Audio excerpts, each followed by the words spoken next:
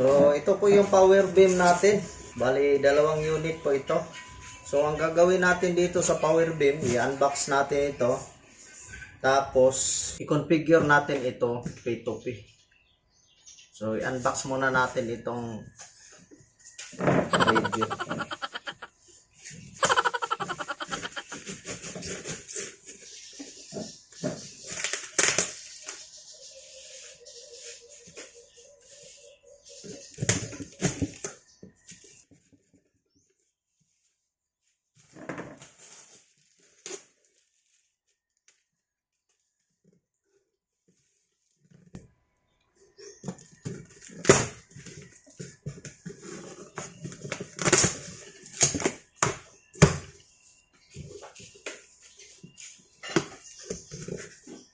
Ito yung pangbukas natin, pangtadtad ng karne.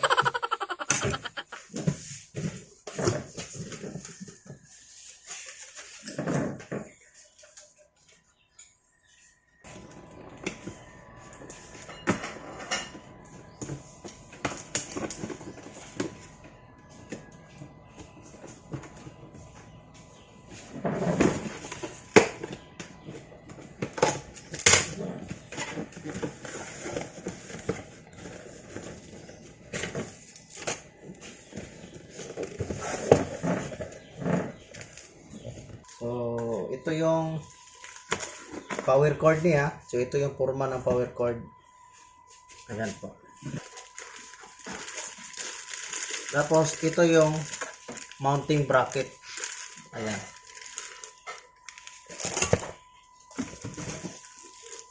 Adjustment bracket po.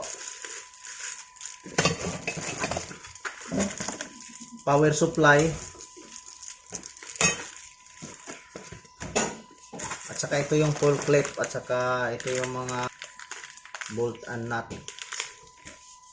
Full clip ito. Tapos ito yung antenna feed. Tapos nakalagay na siya dito sa rear housing. Ayan. Tapos tatanggalin natin ito sa rear housing. So, bubuksan lang itong takip. Tapos pag nabuksan na itong takip, meron kang makikita dito na lock. I-post mo lang yung lock, tapos huhugutin mo na ito. Ayan po. So, ito yung antenna feed at saka ito yung rear housing.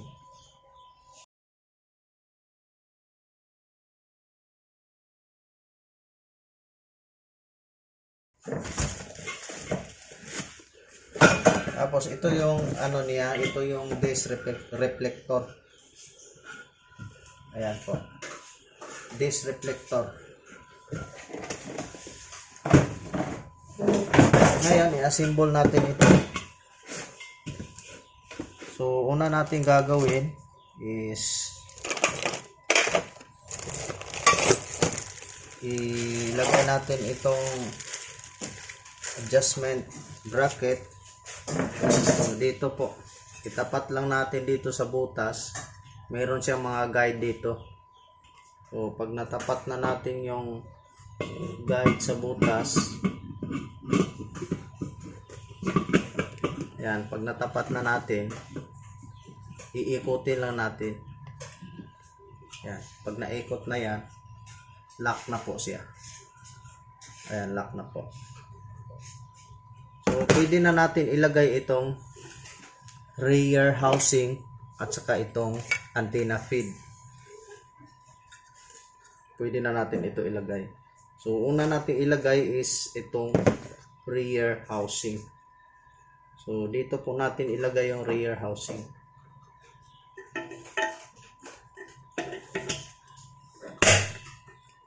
So, ganyan lang po. Tapos, itong antenna feed, ilagay na natin dito. Yan. So, assemble na po siya.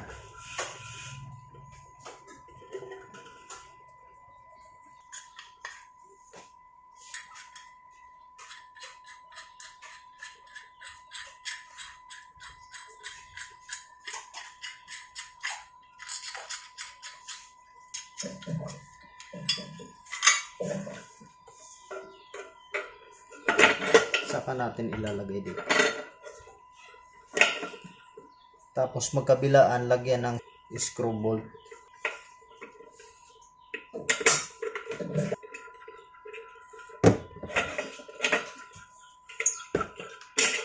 Sa kabila ganun din, dalawa yung screw bolt natin ilagay.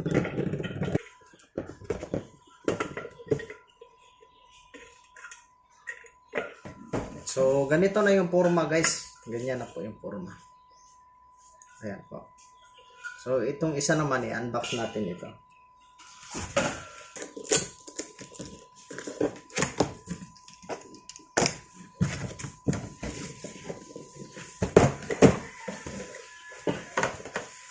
Ayan po. Same lang po itong dalawa guys. So meron siyang manual. Tsaka power cord.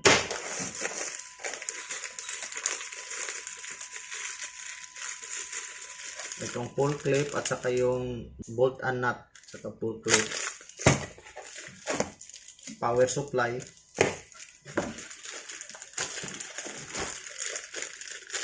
Pole mounting.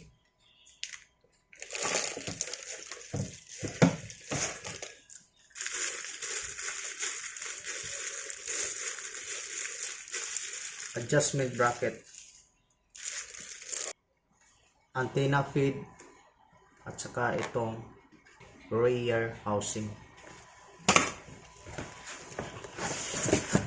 At saka antenna reflector. Ayan.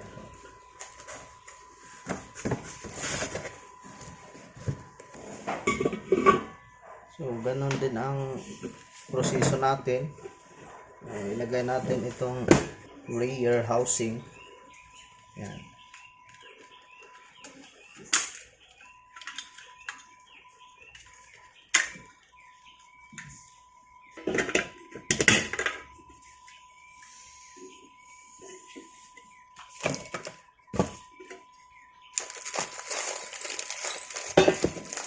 Saka ilagay na rin itong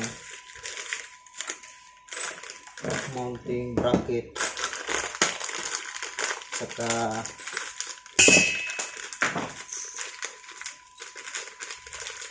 itong mahaba na bolt. Ganyan. Lagyan natin itong pull clip. Saka lagyan ng bolt.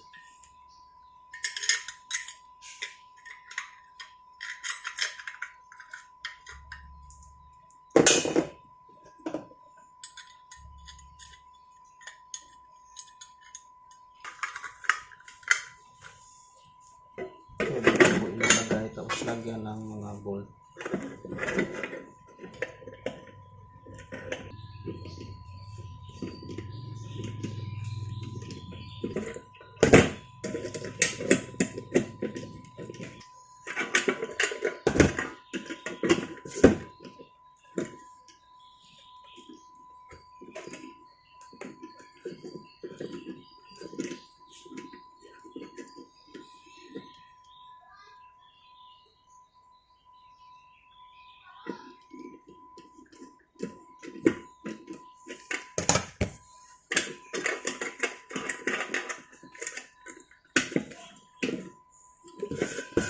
So, ito na po yan. Ilalagay na natin itong antenna feed. Ayan. So, okay na po itong dalawa. Ayan po. So, ang gagawin natin dito is i-configure natin ito. P2P po. So, ang isa, access point at saka yung isa, station. Yan, umpisahan na po natin mag-configure. Ang una natin gawin, punta tayo sa network. Tapos open network, local area connection, properties, internet protocol version 4 TCP. Dito tayo sa use the following address. Maglagay tayo dito ng IP address. 192.168.1.1. Dito sa ibaba, pindutin natin itong subnet mask, tapos okay. I-browse na natin yung default ng Ubiquiti. So ang default ng Ubiquiti is 192.168.1.20.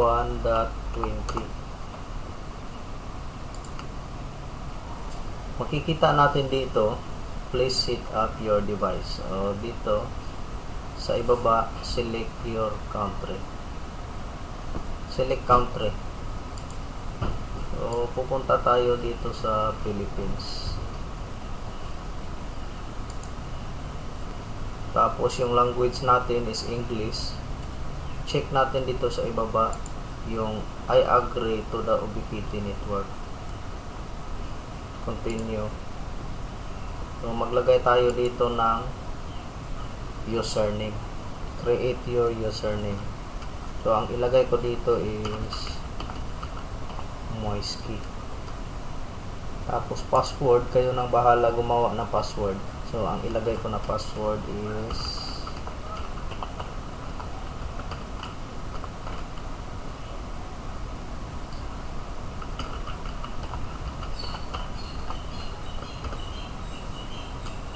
yan po yung password na ilagay ko. Tapos save. So ito yung dashboard. Tapos click natin dito sa baba, settings. Tapos ang unang gagawin natin dito sa radio is access point. Point to multi-point Airmax mix. Ayan po. Tapos sa ibaba, gagawa tayo ng SSID. So ang gagawin natin SSID is Moisky. So ito po yung gagawin natin ng SSID. Tapos dito sa antena, so makikita natin dito sa ibaba, itong output power is 5 dBm lang po. So ang gagawin natin dito para tumaas itong 5 dBm, so select natin itong feed only. Ayan. Itong feed only 3 dBi. Yan po ang ilagay natin para tumaas dito sa output power. So i-volume na natin itong output power, umaabot na ito hanggang 24 dBm. Ayan. Tapos dito naman sa frequency, so kayo nang bahala dito mag-select kung anong gusto ninyong i-select dito sa frequency. Kayo nang bahala. Pero ang nakalagay dito is auto. Ayan po, naka-auto po. So okay na rin yan, naka-auto.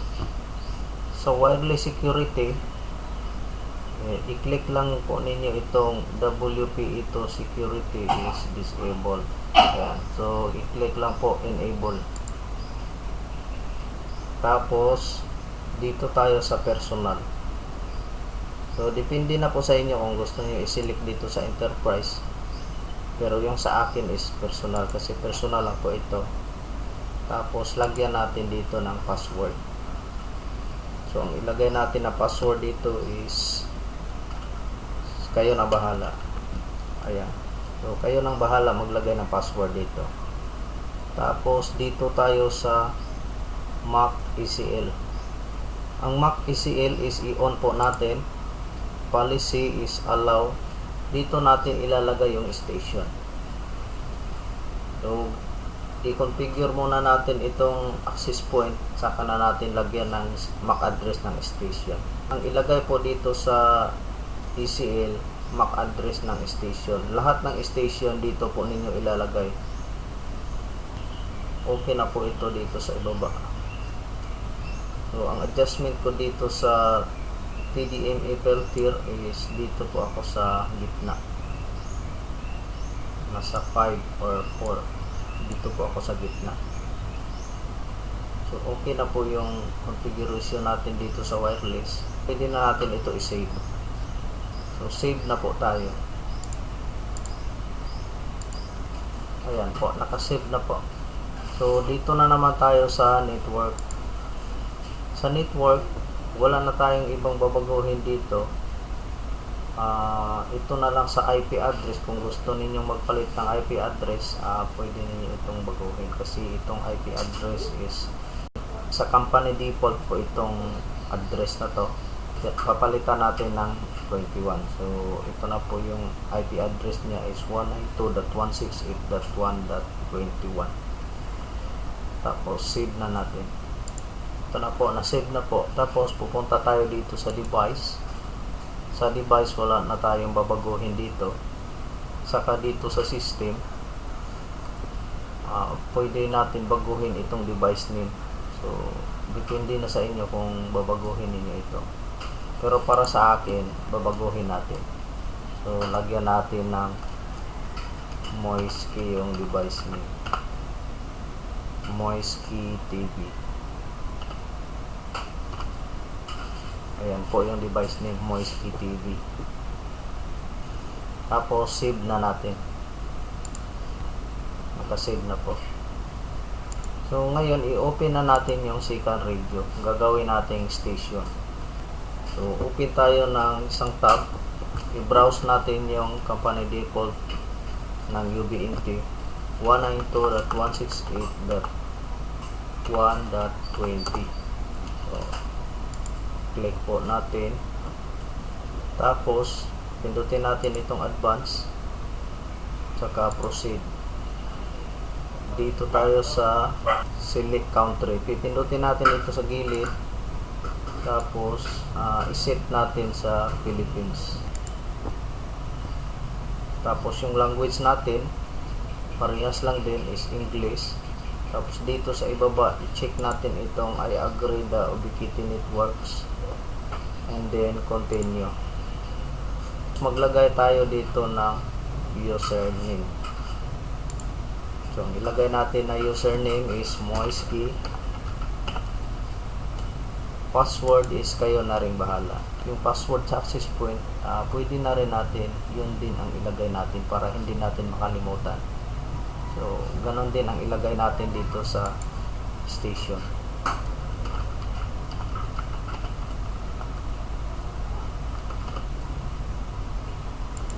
Tapos confirm password.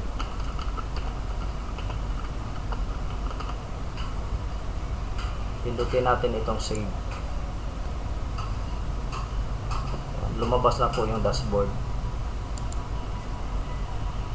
So punta tayo dito sa settings. Tapos yung configuration natin dito is station point to multipoint. Yung SSID, so i-click lang natin itong select dito sa SSID. Pag na-click na ito, makikita na natin yung ginawa natin kanina na access point. Ayan. So makikita na natin. So yung access point na ginawa natin kanina, ito po yun, Moisky. Tapos dito sa signal, makikita natin dito is negative 39. Ayan po, makikita natin yung signal natin sa access point kung gaano kalakas yung masasagang. So i-click lang natin itong bilog dito sa gilid. Tapos pindutin natin itong lock to EP. Makikita natin dito sa SSID nakalagay na yung Moisky at saka yung MAC address ng station natin. Naka-registered na po dito sa lock to EP. Ayan, naka-registered na po. So ito na po yung MAC address ng access point. MAC address ng access point, SSID ng access point nakalagay na dito sa station natin. Dito sa antenna, ganon din ang gagawin natin. Pindutin dito sa gilid, feed only, tapos i-volume na itong output power. Ayan. So kayo nang bahala mag-volume dyan. So para sa akin hanggang 24 dBm yun kasi malayo yung lalagyan ko dito. Dito sa baba, so okay na yan. Okay na yung configuration din sa baba. Wireless security, makikita natin dito sa security nakalagay dito is none. Ito po yung gagawin natin. Lipat natin dito sa WPE2. Ilagay natin yung password doon sa access point. Kung ano yung password doon sa access point, ganon din ang ilagay natin dito para mag-match.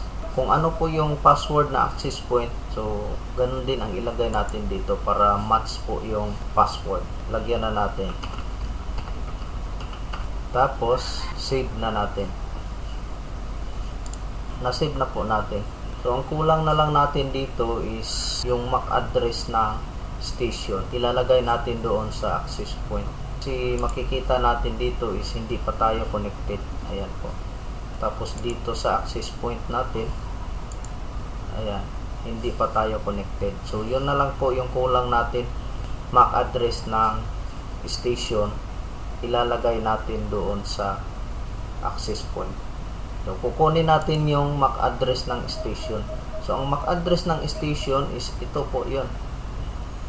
Ayan, dito sa gilid, dito sa itaas ng TX power, ito po yung MAC address. So copy lang natin itong MAC address na to, tapos i-paste natin doon sa ECL ng access point. Ayan, pindutin natin itong ECL, tapos paste natin, tapos lagyan natin ng pangalan. Ayan, so lagyan natin ng station 1, tapos pindutin natin dito sa gilid add. So, pag napindot na natin yung add, makikita na natin naka-check na po dito sa gilid. Ibig sabihin, okay na yan. Tapos pindutin natin itong save dito sa ibaba. So malamang itong configuration natin is connected na po ito kasi yung MAC address ng access point natin is nakasave na dito sa station. Tapos yung MAC address ng station nakasave na rin doon sa access point. So kailangan nakasave po yun. Password ng access point natin, nalagay na rin natin doon sa password ng station. So titingnan natin kung connected na ba. So ito maya maya, mga 1 to 2 minutes magko-connect na yan. So yan na po, makikita na po natin na connected na po itong dalawa. So yung gawa natin ngayon is success.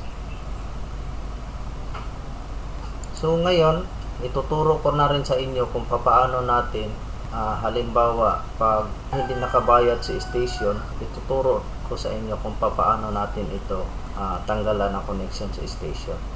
Ito lang po yung gagawin natin, guys. Kikita natin si station is connected na po. So ipapakita ko sa inyo kung paano natin ito tanggalan ng connection sa station. So ganito lang po, punta tayo dito sa access point. So titingnan natin si station. So una natin gagawin, dito tayo sa wireless. Yan, wireless po. Tapos pupunta tayo sa ECL. So dito sa ibaba may nakalagay dito MAC ECL, naka-on po yung MAC ECL. Tapos pupuntahan natin yung ECL. Dito po naka-register si station. Halimbawa kung marami kayong station na nakalagay dito, naka-register dito sa, halimbawa 10, naka-register dito sa access point. So ngayon si station 1, tanggalan natin ang connection sa station 1. Ganito lang po kasimple, guys. So i-uncheck lang po natin ito. Ganyan po, uncheck. Pag na-uncheck na po yan, save natin. Ayan, save ko na.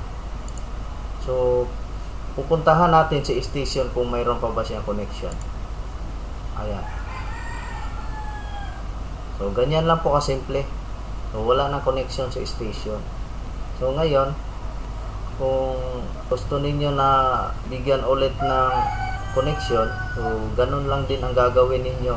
Pupuntahan ninyo si station doon sa access point, tapos dito sa ECL, check ninyo ulit. Ganyan. Ayan po. So naka-check na po si station, save ulit. Ganyan. Ayan, naka-save na po. So titingnan natin si station kung magkakaroon ulit ng connection. So magkakaroon ng connection si station is 30 seconds to 1 minute, magkakaroon ng connection si station. So mayroon na siyang connection. So ganyan lang po kasimple, guys. So ito po, makikita na po natin yung connection. is dito kay station 327 Mbps. Tapos dito naman kay Moisky, ito yung access point, so 320.40 Mbps. Yan. So ito yung dashboard ng access point natin, at saka ito po yung dashboard ng station natin. Meron lang akong uulitin dito sa, pupunta tayo dito sa settings. Ito lang po yung uulitin ko kasi karamihan kasi sa nagtanong dito bakit hindi makita yung access point nila. So ganito lang po guys, pupunta kayo dito sa wireless, sa ibaba ng wireless mode mayroon tayong makikita na SSID. So, yung pangalan ng SSID is Moisky, yan po. Sa ibaba ng pangalan ng SSID mayroon tayong makikita na select. So ito po yung i-select natin guys. Kung buhay yun ang access point natin, malamang ma-access talaga niya yan. Ito, select natin. Ito po yung makikita ng station. Ayan po. Pag napindot na natin itong select, ito po yung lumalabas guys. Ayan, nasa loob lang ako ng bahay pero meron tayong masasagap sa labas. Ganito po kalakas yung station natin, masasagap sa labas. Bali tatlo po yung nasasagap. So yung ginagawa natin, ito yun, yung Moisky TV, ito yung ginagawa natin. So ito lang yung masasabi ko sa inyo guys. Ayan, select lang po. Tapos pag na-select na po yan, pindutin dito sa gilid, itong bilog na ito.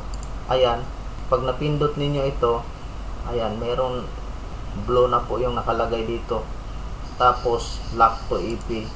Pagkatapos doon, save niyo na. Ayan, dito pipindutin niyo itong save. So ganun lang po. Kasi mayroon kasing nag-message sa akin na bakit hindi makita. So imposible yun hindi makita guys. Kasi magkatabi yun. So kung hindi nakita yung access point, yung gagawin ninyo para makita talaga yung access point, siguraduhin talaga ninyo na nakasetting dito sa access point. Ayan po. So ito po yung access point natin. Dito lang kayo sa wireless, tapos pindutin ito kahit saan dito sa access point, kasi tatlo ito eh, P2P, point to point, point to multipoint. Tapos itong isa, point to multipoint, Airmax. Kahit saan dyan sa tatlo, automatic na po yan. Pag na-search sa station, lalabas po talaga yan. Subukan natin i-click ulit yung station natin. Ayan, lalabas yan. Kahit yung sa malayo, meron tayong masasagap sa malayo. Ayan po, meron tayong masasagap. So, ganyan lang po kasimple.